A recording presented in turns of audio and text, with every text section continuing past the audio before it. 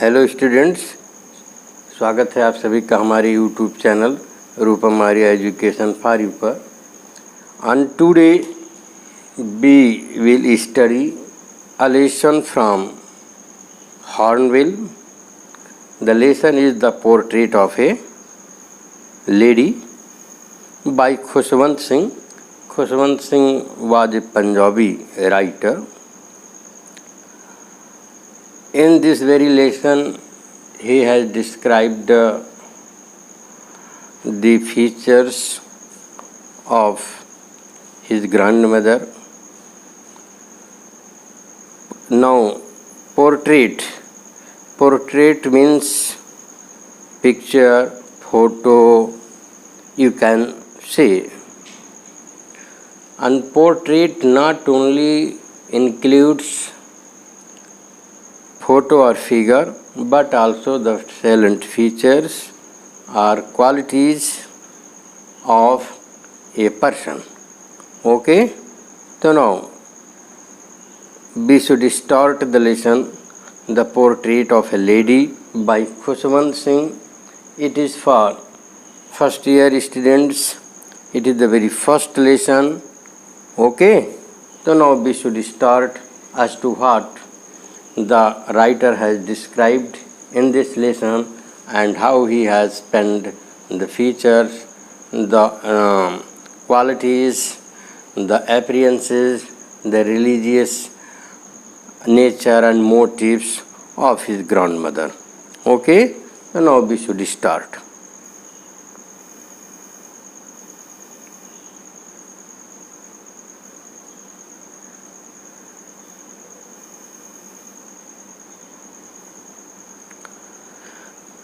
Now here the author says that my grandmother, like everybody's grandmother, was an old woman. Yes, we all know grandmother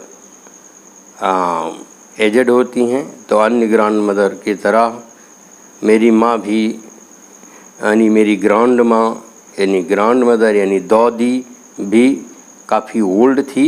she had been old and wrinkled for the 20 years that I had known her. लेखक कहता है यहाँ कि उस wrinkled थी यानी वो 20 साल से अपनी दादी को जानता था और तब से उस पर रिंकल्ड थी. रिंकल्ड माने क्या होता है? झुर्रियाँ पड़ जाना. ज़्यादा उम्र होने के नाते जो स्किन है वह उसमें लाइनिंग्स हो जाती है, उसी को रिंकल्ड कहते हैं. People said that she had once been young and pretty and had even had a husband. लोग कहते हैं, लेखक कहता है, लोग कहते थे कि उसकी दादी जो हैं जब जवान थी, कभी वो जवान थी, सुंदर थी और उसके भी एक हस्बैंड थे. But that was hard to believe. लेकिन लेखक कहता है ऐसा विश्वास करना कठिन था. My grandfather's portrait hung above the mantelpiece in the drawing room. कहता है कि जो उसके बाबा थे उनकी जो पोर्ट्रेट थी वह ड्राइंग रूम के मैंटल पीस कहते हैं टाण, है ना, जो टाण या जो आप लगा लेते हैं दीवालों में टाण, तो उसी टाण पर उनके बाबा की पोर्ट्रेट लटकती थी.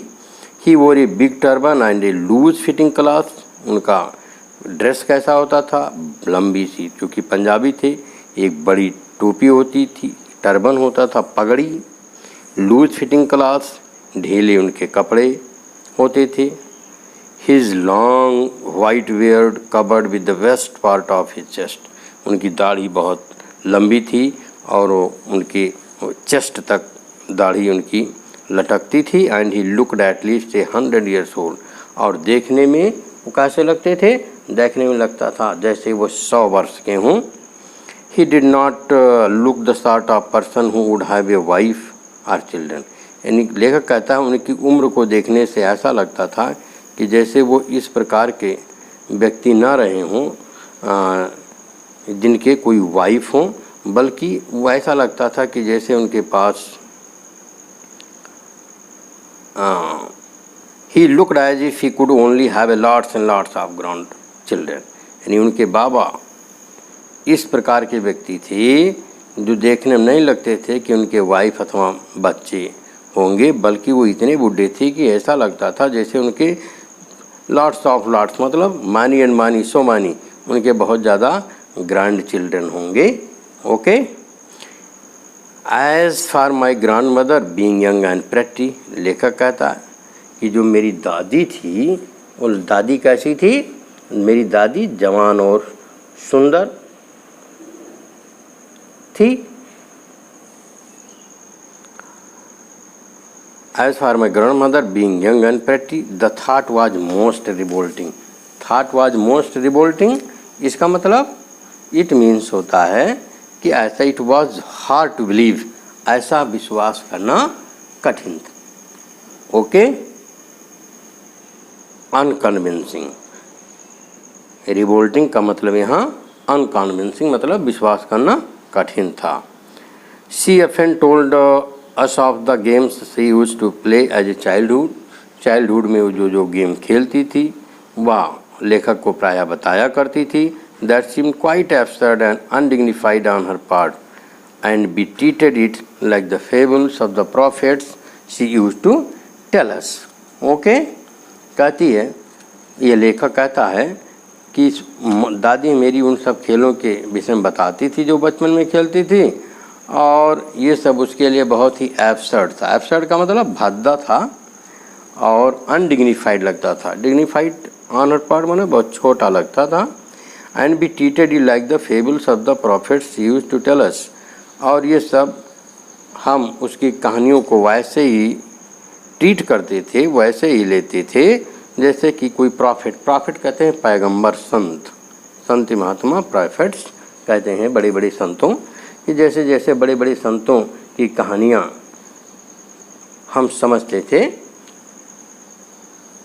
उसी तरह यानी उसकी दादी जो उसे कहानियाँ सुनाया करती थी, उन कहानियों को वो महान संतों की कहानियों जैसा समझते थे। ओके। तो now in this very paragraph, the writer has given an introduction about his grandmother and grandfather. Grandfather's portrait shows as if he lived for 100 years and used to put on a big turban and loose-fitting clothes. He was no more. अब उसके तो दादा थे ही नहीं, और उसकी दादी जो है जीवित थी, यानी दादा पहले ही एक्सपायर कर गए थे, और दादी उसको कहानियाँ सुनाती थी, और उन कहानियों को जो लेखक है वह महान संतों की कहानियों की तरह ट्रीट करता था। ओके, आगे बढ़ते हैं।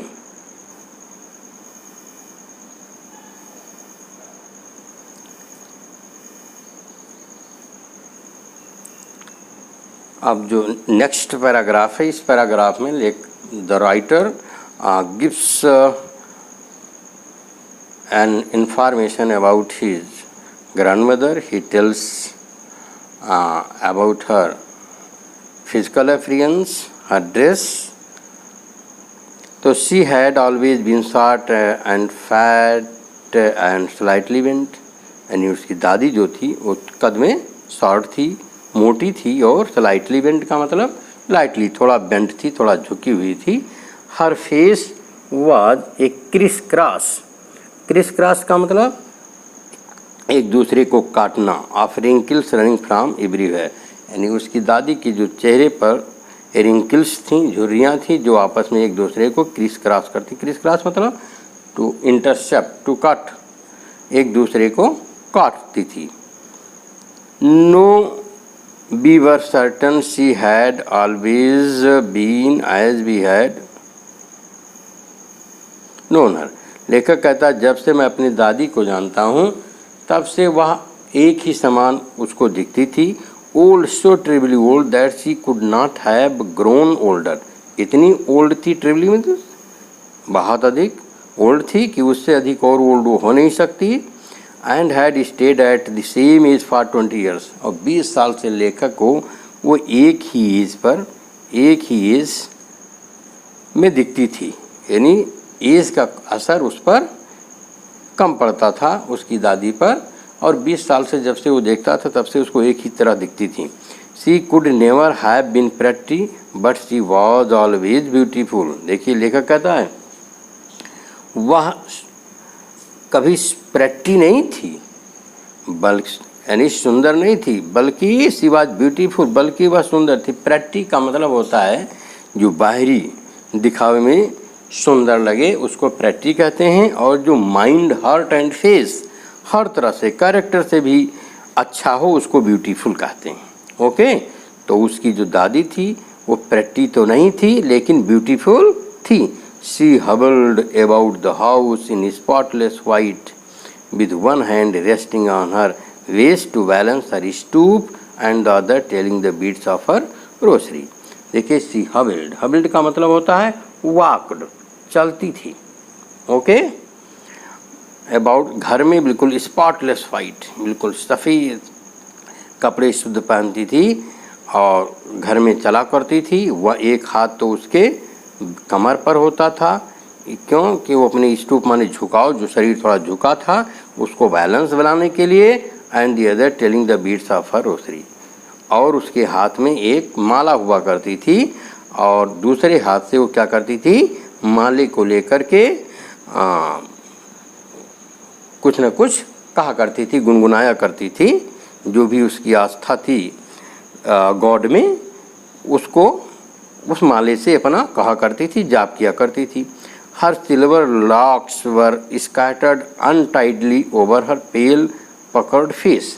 कहता है कि उसकी दादी का जो बाल थे, लॉक्स थे, वो सिल्वर थे और बिखरे हुए थे। अनटाइडली का मतलब लूज, ढीले, बंधे हुए नहीं थे, ओपनड थे, नॉट बैंडेड, बंधे नहीं थे, वो बिखरे हुए थे। कहाँ पर, उसके पीले और पकड़ फेस, पकड़ का मतलब रिंकल्ड फेस पर बाल उसके लटकते थे। And her lips constantly moved in an audible prayer, और उसकी दादी का जो ओंठ थे वो कॉन्स्टेंटली मीन्स रेगुलर, लगातार।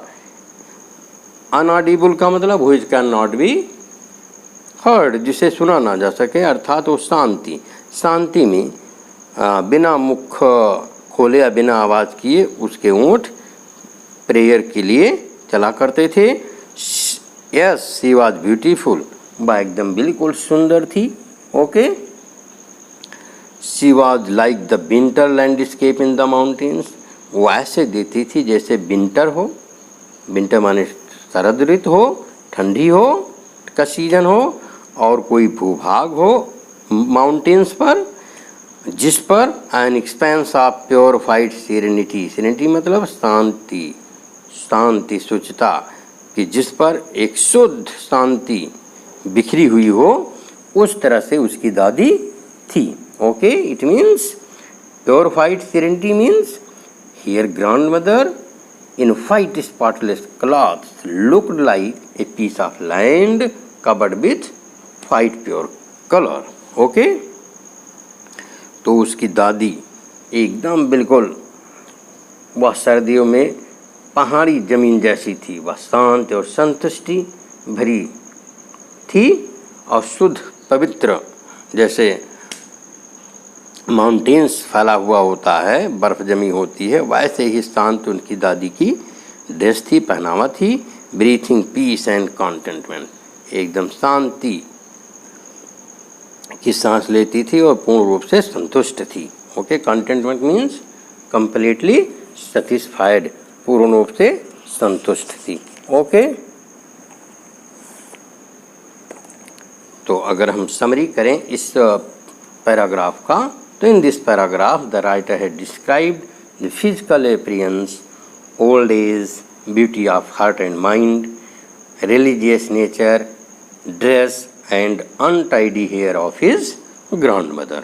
Okay, now next paragraph।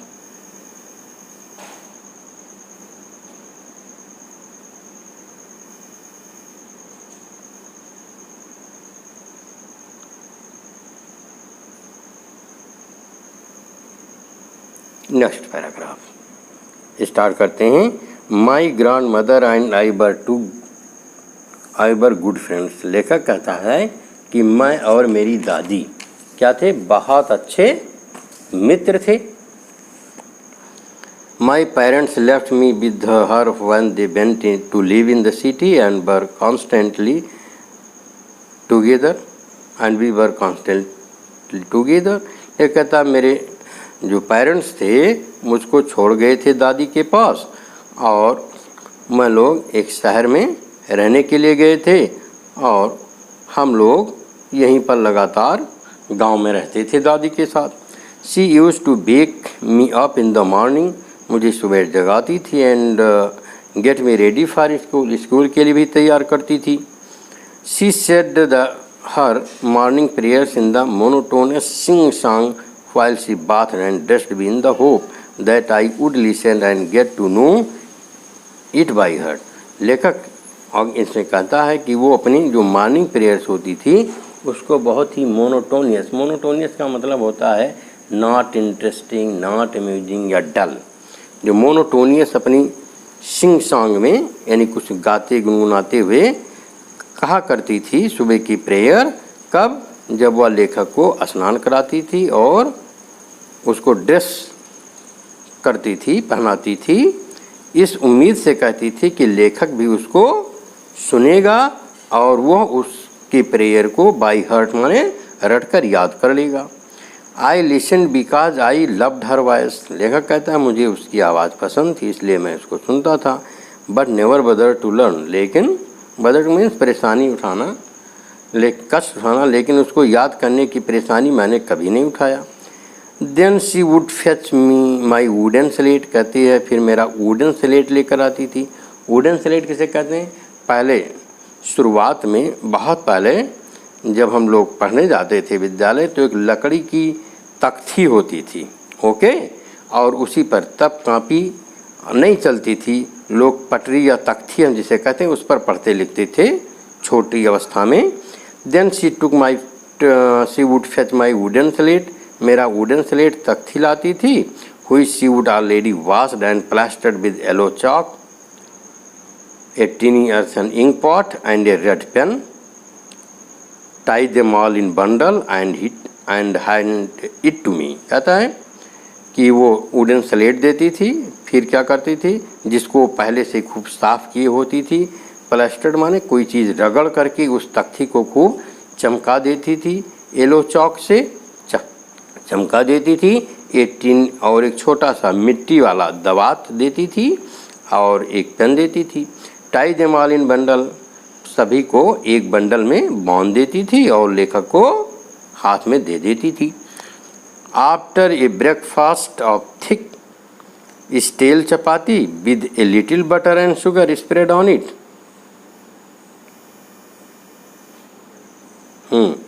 लेखक कहता है कि एक मोटी नाश्ता, ज़बरदस्त नाश्ता, जिसमें क्या होता था, स्टील माने बासी रोटी होती थी जिसमें थोड़ा सा घी लगा होता था, थोड़ा शुगर उस पर स्प्रेड कर देती थी और खूब अच्छी एक ज़बरदस्त नाश्ता जब लेखक कर लेता था तब क्या होता था, वी वेंट टू स्कूल, यानी हम स्कूल जाते थे, यानी लेखक अकेले नहीं साथ जाता था और उसके साथ वो भी जाती थी। She carried several steel chapatis with her for the village dogs, और जो विलेज के डॉग्स होते थे, गांव के कुत्ते, उनके लिए भी वो कई रोटियां ले जाती थी। ओके, तो इस प्रकार से इस पैराग्राफ में यानी थर्ड पैराग्राफ में लेखक ने बताया है, क्या बताया, इसकी एक शॉर्ट समरी आपको बता दें। In this paragraph the writer tells that he lived with his grandmother as a good friend. She cared him, prepared him for school and even sang religious songs while making him bath. She smoothed his wooden slate and made ready for school. In breakfast she gave stale chapatis with butter and sugar. She accompanied him to school with many stale chapatis to feed village dogs there. Okay, तो इस प्रकार से हम आते हैं next paragraph पर, आगे बढ़ते हैं। ये पैराग्राफ नंबर 4 है। My grandmother always went to school with me because the school was attach to the temple. अब देखिए उस समय का स्कूल कैसा होता था। स्कूल के साथ में, यानी इनकी दादी स्कूल जाती थी साथ में। क्यों? क्योंकि स्कूल और टेम्पल दोनों साथ में एक दूसरे से अटैच होते थे, यानी स्कूल के साथ बगल में ही उसी से अटैच मंदिर होता था। The priest taught us the alphabet that the morning and the morning prayer। वहाँ पहुँचते थे जो प्रीस्ट होता था, पंडित पुजारी पंडित, वो उनको अल्फ़ाबेट पढ़ाता था और मॉर्निंग के प्रेयर्स कहलाता था, सुबह का प्रार्थना। While the children sat in rows on either side of the veranda singing the alphabet or the prayers in chorus। जब बच्चे क्या होते थे, जब बच्चे पंक्तियों में, रोज माने कतार या पंक्तियों में बरामदा में बांटते थे अपना अल्फ़ाबेट को या प्रेयर्स को कोरस में, समूह में कहते थे, तब लेखक की जो ग्रैंड मदर थी, my grandmother sat inside reading the scriptures, तो इनकी जो दादी होती थी वो अंदर बैठती थी और स्क्रिप्चर्स को क्या करती थी, पढ़ती थी। स्क्रिप्चर्स क्या है? स्क्रिप्चर्स है कोई रिलीजियस बुक, कोई धार्मिक ग्रंथ पढ़ती थी। When we had both finished we would walk back together। जब फिनिश हो जाता था, यानी लेखक का पीरियड ख़त्म हो जाता, पढ़ होता, तो दोनों लोग साथ में वापस आते। This time the village dogs would meet us at the temple door। इनको उस समय जो विलेज के डॉग्स होते थे वो कहाँ मिलते थे? टेम्पल के डोर पर मिलते थे। They followed us to our home growling and fighting with each other for the chapatis we threw to them। और लेखक कहता है कि जब ये कुत्ते ग्राउलिंग एंड फाइटिंग, ग्राउलिंग माने गुर्राना, गुर्राते और फाइटिंग करते हुए इनके पीछे पीछे चलते थे। क्यों गुर्राते थे? क्योंकि जब ये रोटी उनको चपातीस फेंकते थे तो ये उनको लेने के लिए, पाने के लिए गुर्राते थे। ओके, तो अगर समरी देखें आप इस पैराग्राफ का यदि, तो here in this paragraph the writer mister Khushwant Singh tells us that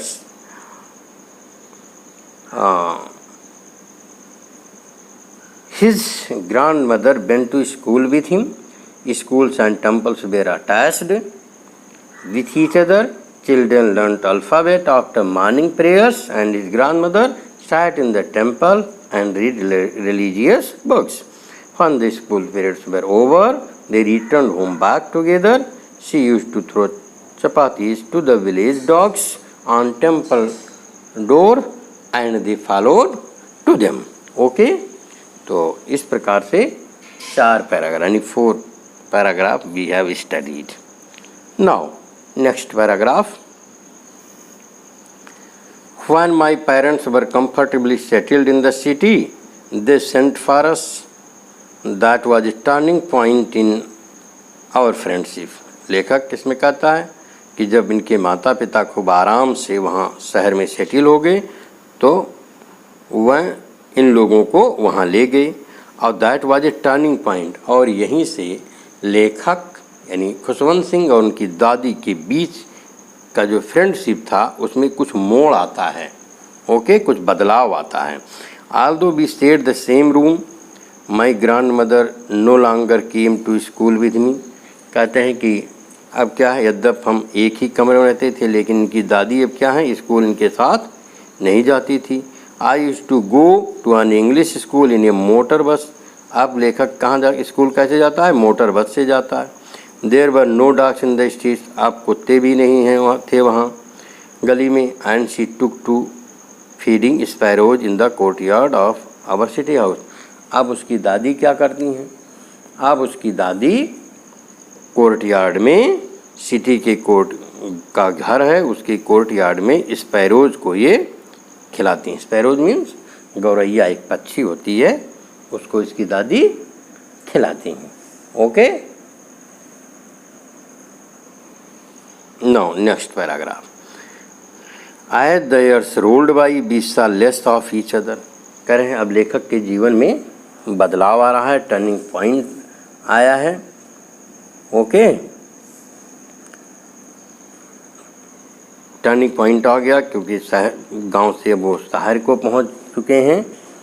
तो अब देखिए अगले इसमें पढ़ते हैं। As the years rolled by, we saw less each other। अब जैसे जैसे ईयर्स रोल्ड बाई का मतलब ईयर्स पास्ट बाई, जैसे जैसे समय बीतता गया इनका दादी से मिलना अब कम हो गया, एक दूसरे से मिलना कम हो गया। For some time she continue to bake me up and get me ready for school. कहता कुछ समय तो लगातार हमको जगाती थी और स्कूल के लिए तैयार करती थी। When I came back, she would ask me what the teacher had।